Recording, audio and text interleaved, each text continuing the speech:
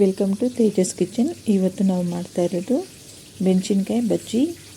ಹೋಟ್ಲಲ್ಲೆಲ್ಲ ಸಿಗುತ್ತಲ್ಲ ಅದೇ ಥರ ತುಂಬ ರುಚಿಯಾಗಿರುತ್ತೆ ಮೆಣಸಿನ್ಕಾಯಿ ಬಜ್ಜಿ ಅಥವಾ ಮೆಣಸಿನ್ಕಾಯಿ ಬೋಂಡ. ಹೇಗೆ ಮಾಡೋದು ಅಂತ ನೋಡೋಣ. ಇದಕ್ಕೆ ನಾವು ಮೊದಲು ಮೆಣಸಿನ್ಕಾಯಿಗಳನ್ನ ತಗೊಬರೋಣ. ಬೋಂಡ ಮೆಣಸಿನ್ಕಾಯಿಗಳನ್ನ ಇದನ್ನು ಚೆನ್ನಾಗಿ ತೊಳೆದ್ಬಿಟ್ಟು ಸೆಂಟ್ರಿಗೆ ಸೀಳಿ ಅದರಲ್ಲಿರೋ ಬೀಜಗಳನ್ನ ತೆಗೆದುಬಿಡಿ. ನಮ್ಮದು ತುಂಬ ದೊಡ್ಡ ದೊಡ್ಡ ಮೆಣಸಿನ್ಕಾಯಿ ಸಿಕ್ಕಿತ್ತು, ಅದಕ್ಕೋಸ್ಕರ ನಾನು ಅದನ್ನು ಎರಡೆರಡು ಪೀಸ್ ಮಾಡ್ತಾಯಿದ್ದೀನಿ. ನೀವು ನೋಡ್ಕೊಂಡು ಮಾಡ್ಕೊಳ್ಳಿ. ಇದಕ್ಕೆ ಒಂದು ಅರ್ಧ ಸ್ಪೂನ್ ಧನಿಯಾ ಪುಡಿ, ಸ್ವಲ್ಪ ಉಪ್ಪು ಮತ್ತು ಸ್ವಲ್ಪ ಜೀರಿಗೆ ಪುಡಿನ ತಗೊಂಡು ಚೆನ್ನಾಗಿ ಮಿಕ್ಸ್ ಮಾಡಿಬಿಟ್ಟು ನಾವು ಮೆಣಸಿನ್ಕಾಯಿನ ಸೀಳಿ ಕ್ಲೀನ್ ಮಾಡಿ ಇಟ್ಕೊಂಡಿರ್ತೀವಲ್ಲ ಅದರೊಳಗಡೆಗೆ ನೀಟಾಗಿ ಅಪ್ಲೈ ಮಾಡ್ಕೋಬೇಕು. ಎಲ್ಲ ಮೆಣಸಿನ್ಕಾಯಿಗಳಿಗೂ ಅಪ್ಲೈ ಮಾಡ್ಕೊಳ್ಳಿ. ಇದು ರುಚಿ ತುಂಬ ಚೆನ್ನಾಗಿರುತ್ತೆ. ಬೋಂಡ ಒಂದೊಂದು ಕಡೆ ತಿಂದ ಮೇಲೆ ಒಳಗಡೆ ತುಂಬ ಸಪ್ಪೆ ಸಪ್ಪೆ ಇರುತ್ತಲ್ಲ, ಆ ರೀತಿ ಇರೋದಿಲ್ಲ. ಒಂದು ಸಾರಿ ಈ ರೀತಿ ಟ್ರೈ ಮಾಡಿ, ನಿಮಗೆ ತುಂಬ ಇಷ್ಟ ಆಗುತ್ತೆ.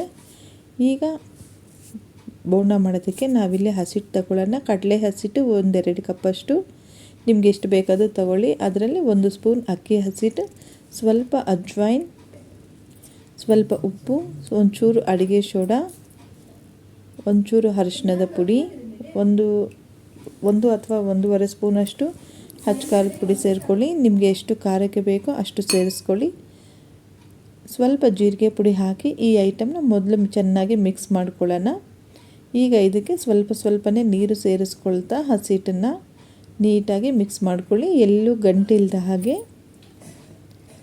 ನೋಡಿ, ಈ ರೀತಿ ಅದಕ್ಕೆ ಮಿಕ್ಸ್ ಮಾಡಿಕೊಳ್ಳಿ. ಈಗ ಒಂದು ಬಾಣಲಿಗೆ ನಾವು ಕರಿಯೋದಕ್ಕೋಸ್ಕರ ಎಣ್ಣೆ ಇಟ್ಕೊಳ್ಳೋಣ. ನೀವು ತಳ ಈ ಥರ ಅಗಲವಾಗಿರೋದನ್ನು ತಗೊಂಡ್ರೆ ನಿಮಗೆ ಜಾಸ್ತಿ ಆಗುತ್ತೆ.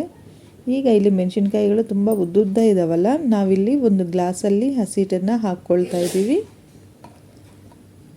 ಸ್ವಲ್ಪನೇ ಹಸಿಟ್ಟಲ್ಲಿ ಹೇಗೆ ಬೋಂಡ ಜಾಸ್ತಿ ಮಾಡ್ಕೊಳ್ಳೋದು ಅಂತ ನೋಡೋಣ.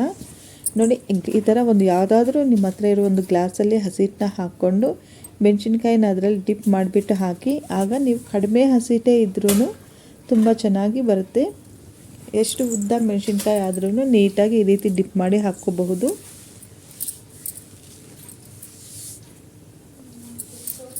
ಬಾಣಲಿಯಲ್ಲಿ ಎಷ್ಟು ಇಡಿಸ್ತಾವೋ ಅಷ್ಟನ್ನು ಹಾಕಿದ ತಕ್ಷಣ ನೀವು ಮಿಕ್ಸ್ ಮಾಡೋಕ್ಕೆ ಹೋಗಬೇಡಿ. ಒಂದು 2-3 ನಿಮಿಷ ಬಿಟ್ಬಿಟ್ಟು ಮತ್ತೆ 1 ಸ್ಪೂನ್ ಸಹಾಯದಿಂದ ನಿಧಾನಕ್ಕೆ ಸ್ವಲ್ಪನೇ ಮಿಕ್ಸ್ ಮಾಡ್ಕೊಳ್ಳಿ.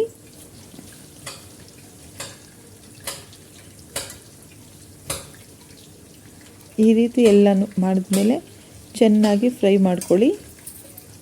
ಕೆಂಪಗೆ ಆಗೋವರೆಗೂ ಚೆನ್ನಾಗಿ ಎಣ್ಣೆಯಲ್ಲಿ ಕರೀರಿ. ನೋಡಿ, ಎಲ್ಲ ಕೆಂಪಗಾದಮೇಲೆ ನೀಟಾಗಿ ಇದನ್ನು ಎಣ್ಣೆಯಲ್ಲಿ ಸೋಸಿ ಒಂದು ಪ್ಲೇಟಲ್ಲಿ ತಗೊಳ್ಳೋಣ.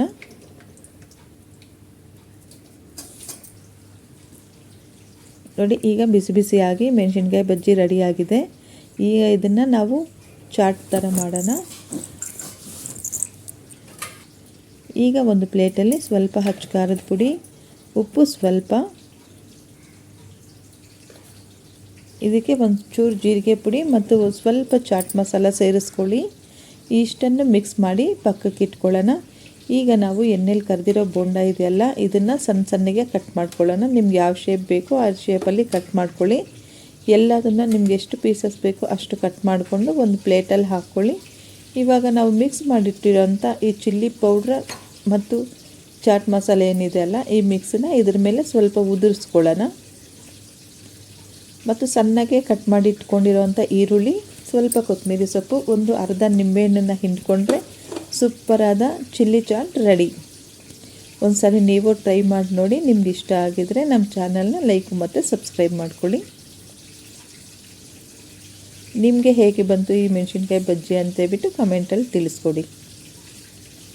Thank you.